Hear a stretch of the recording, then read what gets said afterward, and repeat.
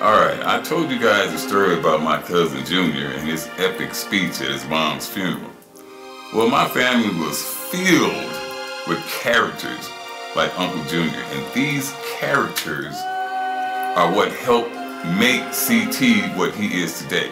I'm going to tell you one more story about my grandfather, and they call my grandfather Mew, and I'll tell you why they called him Mew.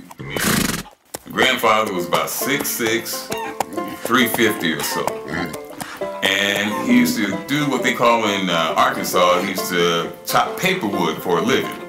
And one day, he went out in the woods in Arkansas and he cut down a bunch of trees and put them on the back of the wagon. He was going to take them to the mill to get them, cut. Well, he'd sell them to the mill, and that's how he made his money. But one day it was raining, it was muddy, and his wagon got stuck in a ditch. And this is the part of the story that you can imagine me, a 5-year-old kid, looking up at my mom telling me this story about her dad and what happened next. Okay, and my mom told me, this is how I heard the story, I'm going to relate it to you just like I heard it. My mom told me that those mules, and it was 4 of them, 4 full-grown mules, were pulling that wagon, and it was so rainy and they were stuck in the ditch, they couldn't get the wagon out of the ditch. They just couldn't budge the motherfucker. It wouldn't go. It would not go. But look, it was poor. My grandpa Mew was poor. He knew he had to get that wood to the mill, else they weren't going to eat it. So what he did, this is how the story goes, to believe it if you want to, but I tell you what, when I was 5 years old, I believed this shit. You don't have to. I really don't give a fuck if you believe it or not. This is what they told me, I believe it. Grandpa Mew unhitched those mules from his wagon. Unhitched them. Took them to the side of the road. You guys just rest here a minute. Grandpa Mew reached down. And this is where it gets good.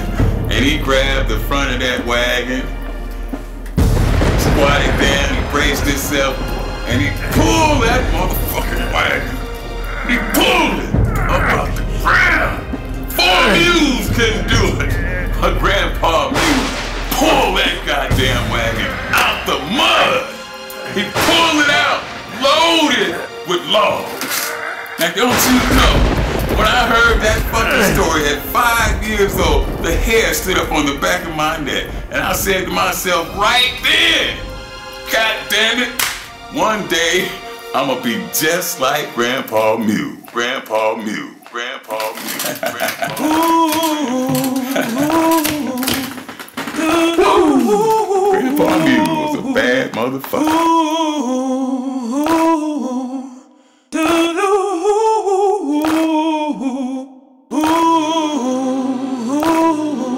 Just like Grandpa Mew, Grandpa Mew, Grandpa Mew,